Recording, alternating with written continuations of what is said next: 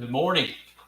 If you have your Bibles with you, if you will, open them up to the book of Joshua in chapter 8. Joshua chapter 8.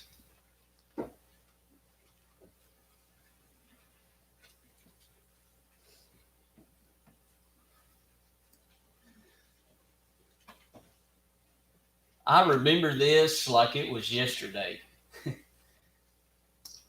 In history class in the 7th grade, there was an assessment on the states and capitals. And each student got a blank map of the United States. And we were assessed on whether or not we could identify each state and their capital.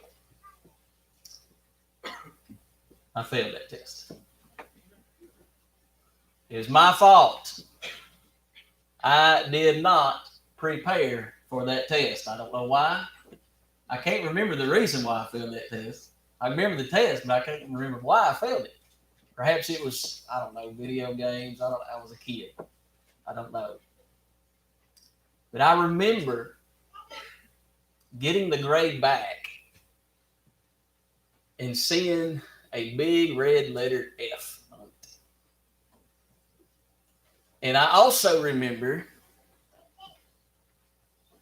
how terrible that felt. I knew I could have done better. And it was my fault 100%. I felt so horrible. I don't know what coerced me to do this. I took the test to my teacher, and of course I was in tears. And I remember asking, Miss Miller, I know I can do better than this. And she could have said, I'm sorry, Brandon. You get what you get, and you don't throw a fit. And she would be absolutely right to say that. But she had compassion. And she said, okay, we'll try this again tomorrow. Sure enough, tomorrow, I got the blank map. Man, I do that in no less than 10 minutes. I named every state, named every capital I got. Second chances are precious, aren't they? Anybody in here needed a second chance? You don't have to raise your hand. But if you feel the need to not having to raise your hand, we'll have an invitation at certainly you can come forward. We've all needed second chances, haven't we? Do you ever forget somebody's name? Somebody did. Me too. Have you ever gotten an anniversary or a birthday? Have you ever reacted in a moment of emotion? Done something just so terrible that you would give anything to take it back? When we receive second chances, man, we are so grateful, right? It makes us feel good. Because we're in a state of panic before we ask anybody for forgiveness or let it be known that a second chance is necessary. There's a sense of weights on this, but when we get that next chance, man, it feels so good. And that gratefulness can lead to success because, we remember what we received instead of what we deserved. And so some people take that second chance as an opportunity to succeed. But on the other hand, there are those who receive a second chance, an undeserved second chance. And at first, they're grateful, very grateful. But as time goes on, that gratefulness starts to wear out, and we start to forget that second chance or forget to appreciate that. And somehow we end up right back into the pit.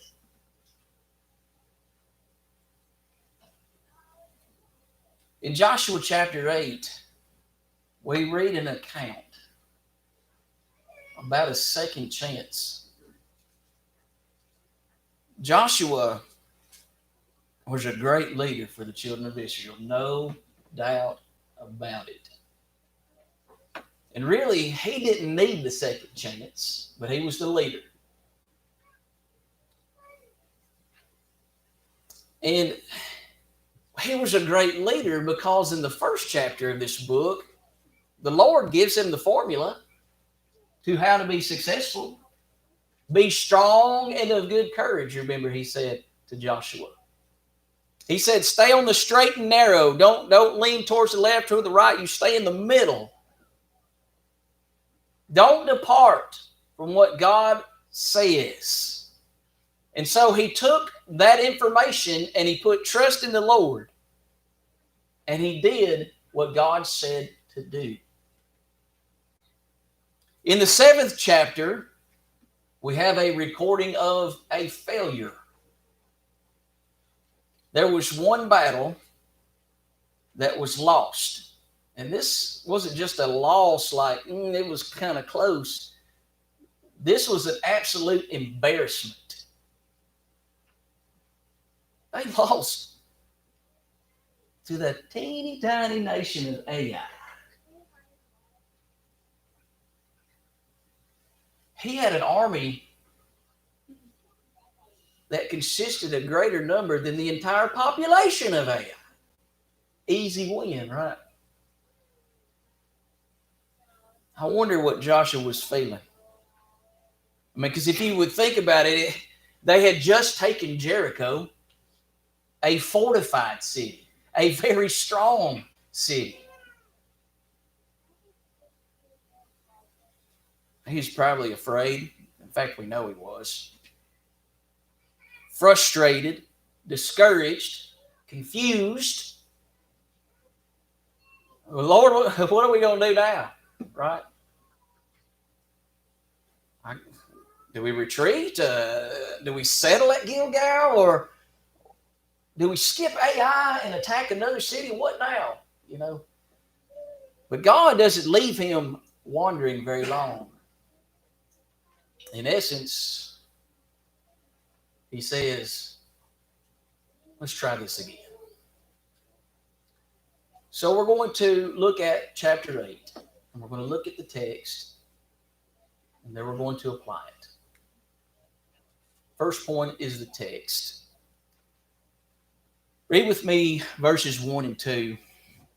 And the Lord said unto Joshua, remember this, to Ai, see, I have given into thine hand the king of Ai and his people, and his city, and his land. And thou shalt do to Ai and her king as thou didst unto Jericho and her king. Only the spoil thereof and the cattle thereof shall ye take for a prey unto yourselves. Lay an ambush for the city behind it. After a terrible setback, God knew that Joshua needed some encouragement. Those of us who have fallen know that we need this encouragement. God knew it. He says, I've given you Ai. It's yours. And not only that, he gives an incentive.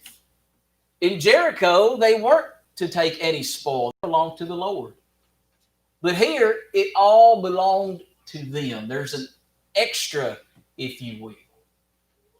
But even if there weren't any extra, that wouldn't have mattered because the Lord said to do it. And so here's more instruction from the Lord. Let's continue to read. So Joshua arose. Underline that phrase right there, because he did the first step, the very first thing that God told him to do. He arose. Give him some credit. And all the people of war to go up against Ai. And Joshua chose out 30,000 mighty men of valor and sent them away by night. And he commanded them, saying, Behold, ye shall lie in wait against the city, even behind the city. Go not very far from the city, but be ye all ready. And I and all the people that are with me will approach unto the city, and it shall come to pass, when they come out against us, as at the first, that we will flee, will run away before them. For they will come out after us till we have drawn them out the city. For they will say, They flee before us, as at the first. Therefore we will flee before them. Then ye shall rise up from the ambush, seize upon the city, for the Lord your God will deliver it into your hand. And it shall be, when ye have taken the city, that ye shall set the city on fire. According, here it is again, another phrase we should underline. According to the commandment of the Lord shall ye do. See, I have commanded you. What a great leader. What an excellent leader. Telling his soldiers to do what the Lord told them to do. You can't ask for better leaders than this. God gave Joshua here the ingredients to this battle plan, according to the commandment of the Lord. And so did they do it? Well, let's continue to read.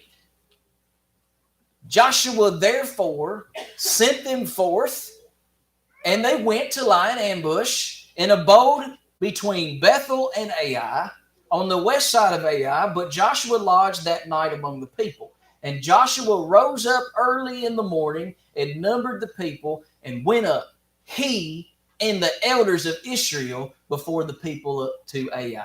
Another thing we should notice here. Who was up front? Joshua was the leader. Usually the leaders say, go. But Joshua and the elders were right up front, leading the way. And all the people, even the people of war that were with him, went up, drew nigh, and came before the city, pitched on the north side of Ai. Now there was a valley between them and Ai. And he took about 5,000 men and set them to lie in ambush between Bethel and Ai on the west side of the city. And when they had set the people, when everything's all said and done, when it's all ready to execute, even all the host that was on the north of the city and their liers in wait on the west of the city, Joshua went that night into the midst of the valley. So far, so good. Joshua needed encouragement. Joshua was given instructions from the Lord. Joshua executed the plan. Everything's ready to go. And so now we see and notice the results. Let's continue to read. And it came to pass, when the king of Ai saw it, that they hasted and rose up early, and the men in the city went out against Israel to battle, he and all his people, at a time appointed before the plain. But he wist not that there were liers in ambush against him behind the city. The king saw what was going on, but he didn't know about the ambush. And Joshua and all Israel made as if they were beaten before them and fled by the way of the wilderness. They ran away. And all the people that were in Ai were called together to pursue after them. And they pursued after Joshua and were drawn away from the city. And there was not a man left in Ai or Bethel that went not out after Israel. And they left the city open and pursued after Israel. King noticed what was going on. He didn't know about the ambush, though.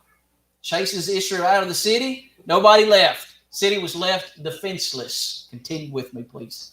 And the Lord said unto Joshua, stretch out the spear that is in thy hand toward Ai, for I will give it into thine hand. And Joshua stretched out the spear that he had in his hand toward the city. And the ambush arose quickly out of their place, and they ran as soon as he had stretched out his hand, and they entered into the city and took it and hasted and set the city on fire.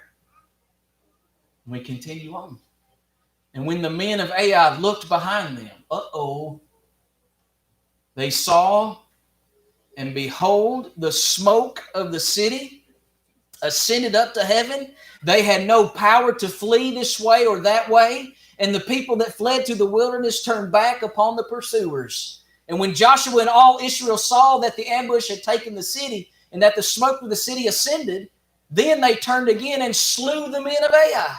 And the other issued out of the city against them. So they were in the midst of Israel, some on this side and some on that side. And they smote them so that they let none of them remain or escape. And the king of Ai they took alive and brought him to Joshua. They were running away and they were being hunted. They turn around, their city's on fire. All of a sudden the hunted become the hunters. The plan is being executed here. The men of Ai are in panic. The men of Israel reaped vengeance and continue on. And it came to pass when Israel had made an end of slaying all, notice this, all the inhabitants of Ai in the field, in the wilderness wherein they chased them, and when they were all fallen on the edge of the sword until they were consumed, that all the Israelites returned unto Ai and smote it with the edge of the sword. And so it was that all that fell that day, both men and women, were 12,000, even all the men of Ai. For Joshua drew not his hand back. He didn't stop. Wherewith he stretched out the spear until he had utterly destroyed all the inhabitants of Ai. The entire population was destroyed. Some people will squander that passage. God is a God of war. He's a God of hate. Look at him. He's murdering everybody. We can't think like that. We have to keep in mind that those people in Ai were the enemies of God. Utter enemies of God. They steeped in an idolatry. They all practiced corruption. They were evil. All the adults were corrupted. All the minors who were of an accountable age were also corrupted. All the little ones would have fallen or followed their footsteps, and they too would have become evil. And then, what happens? Only the cattle and the spoil of that city Israel took for a prey unto themselves, according unto the word of the Lord, which he commanded Joshua. Joshua burnt Ai, made it an heap forever, even a desolation unto this day. And the king of Ai he hanged on a tree until eventide. And as soon as the sun was down, Joshua commanded that they should take his carcass down from the tree and cast it at the entering of the gate of the city, and raise thereon a great heap of stones that remains unto this day. Notice they took the spoil of Ai, but even further, they did this with permission of the Lord. That's key. Permission.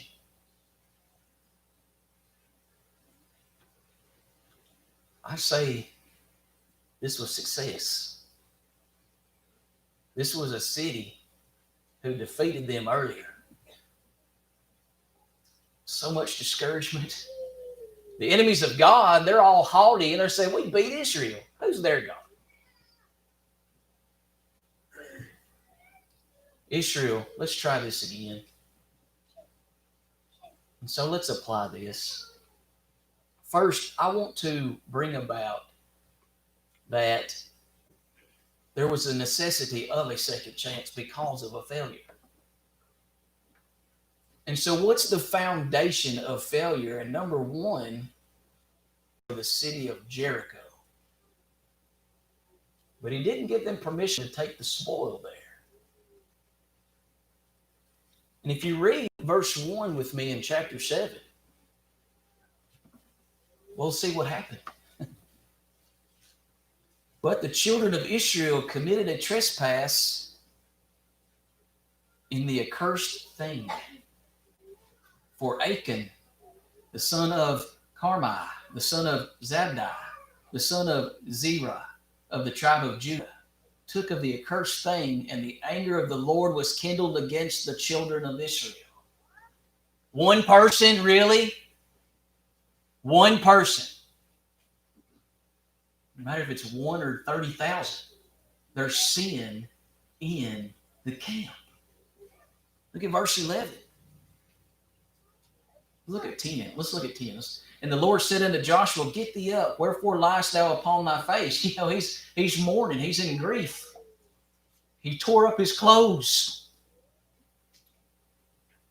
What happened, Lord? Get up.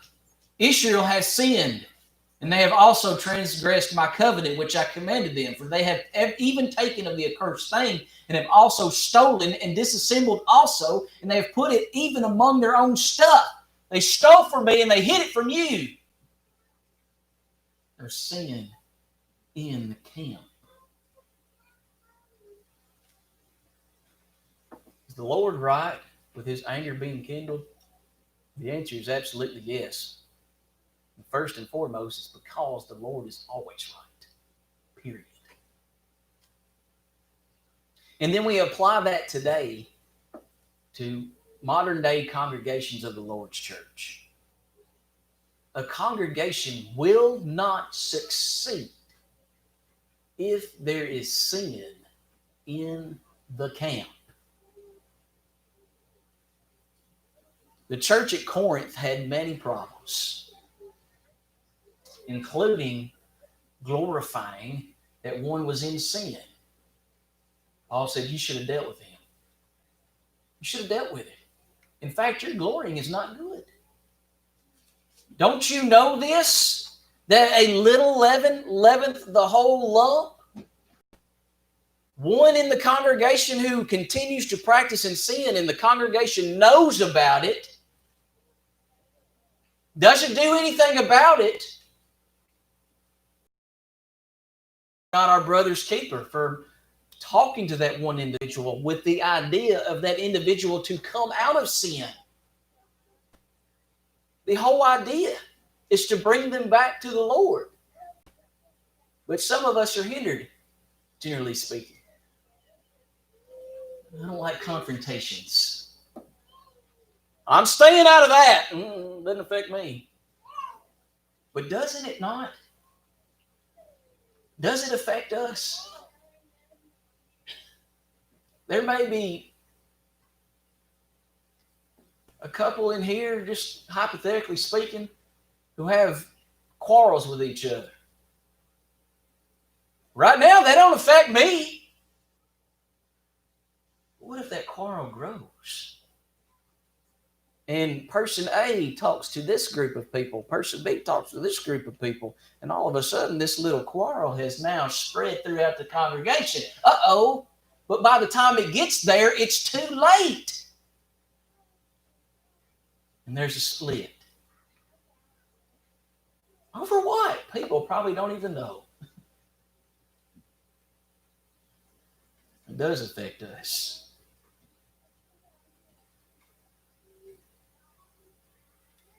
The problem is, Israel, they probably looked at Ai like people today, and even some Christians, look at sin. Not a big deal. We got this.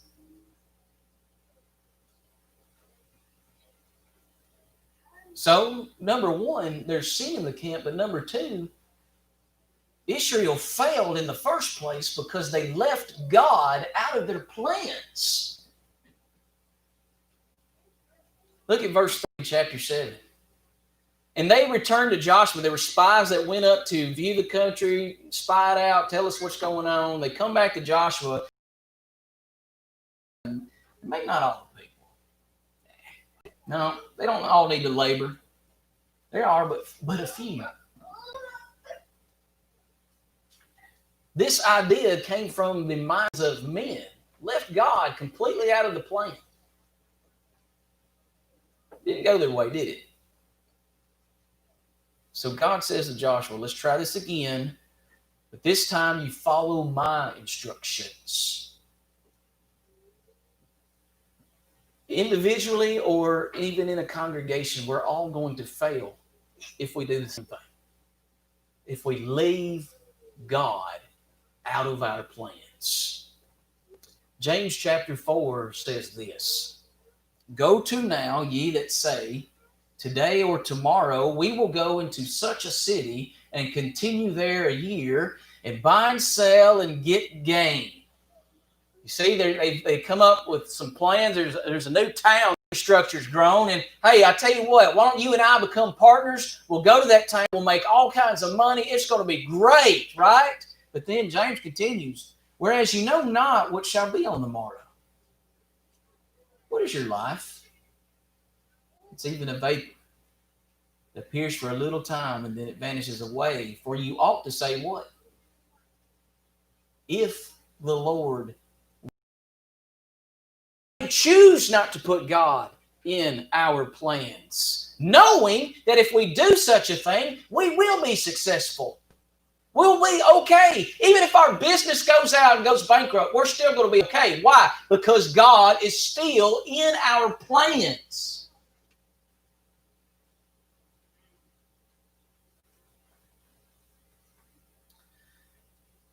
There are many congregations who are content with the numbers that they have. Paul taught us to be content with our physical possessions, for sure. But what about when it comes to winning souls? Are we to be content?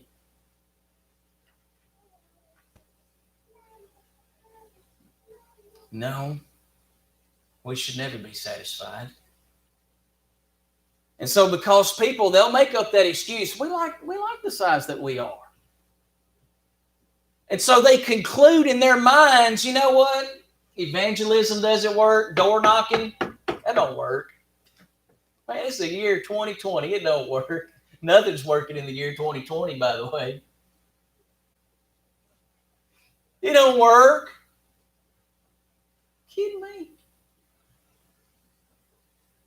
We have more resources now. I mean, the sky is the limit. And so why is the church, in a general sense, seems to be shrinking?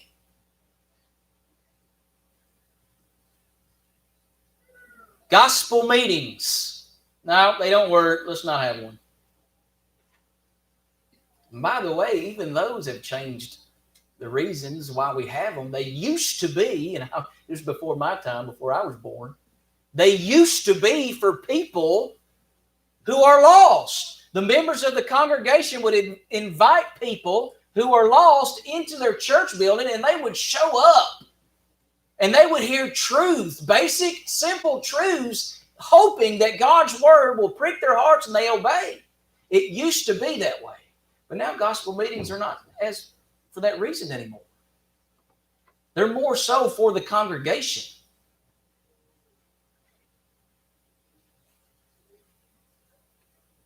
Let me ask you this. Have we considered God to be in our plans?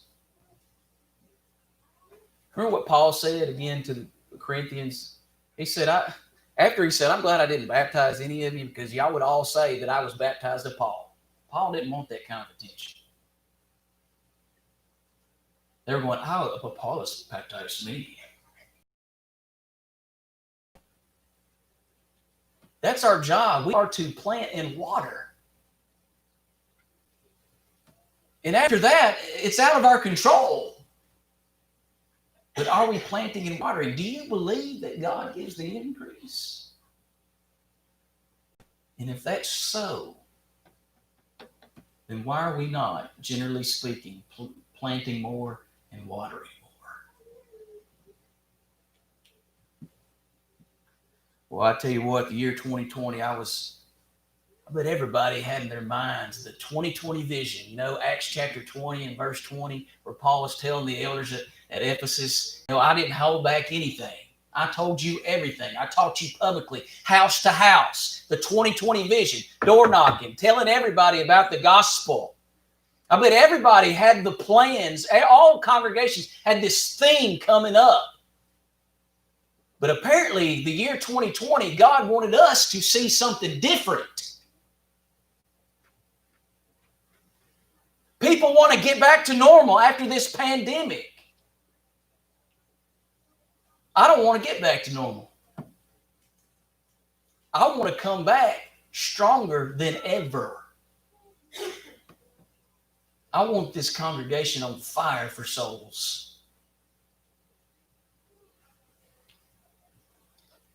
Because, you know what, there are people out there who are failing. And we need to know this too. Failure is not final. If it was final, none of us would be here, would we?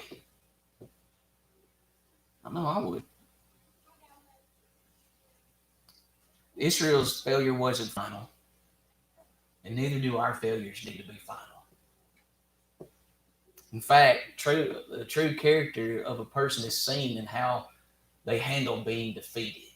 They can either be a good sport or a sore loser.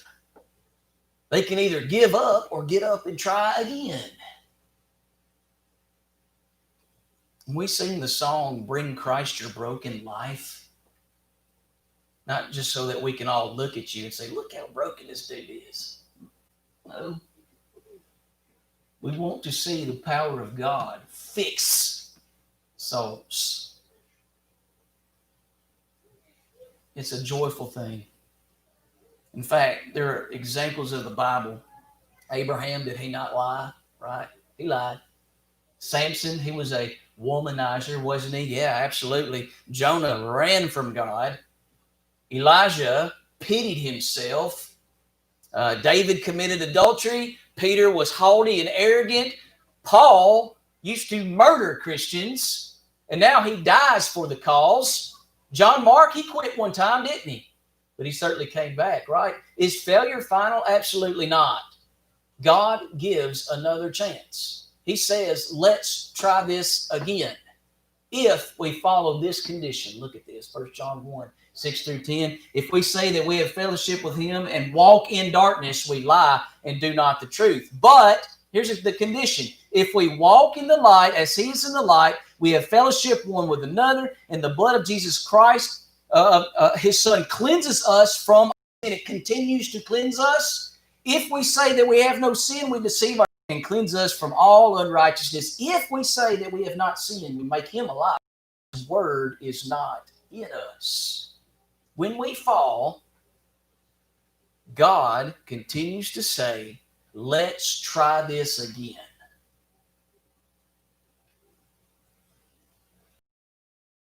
We'll fall. And then he says this, for I will be merciful to their unrighteousness, and their sins and their iniquities will I remember no more. You have to be fired up for that.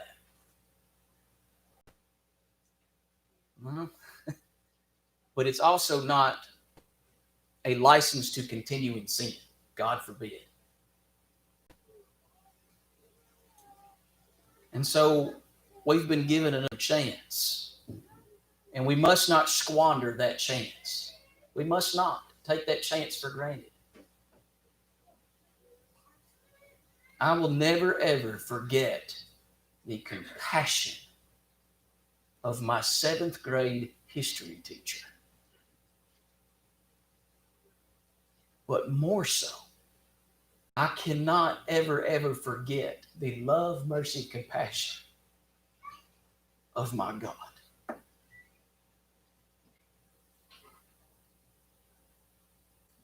You want another chance? God desires to give you one. He's made it all possible through his Son. And if we make the conditions, those chances keep coming. Become his child today. Our faith comes by hearing his word. We read and can learn and know and do what it says. That's the obedient faith that pleases him. Hebrews 11:6. That kind of faith without works, or that kind of faith will save us. But we can have faith without works. This kind of faith will lead us to repentance. We change our minds and we live for him. Confess Jesus before others to cleanse us. Rise up a new creature and continue to live faithful. And if you haven't done those things and you want a second chance, we can make that happen today. If you've done those things, but number 6 keeps slipping away, and it can happen. And it does happen. We can change that today. God made it all possible through Christ. If there's a spiritual need this morning, make it known.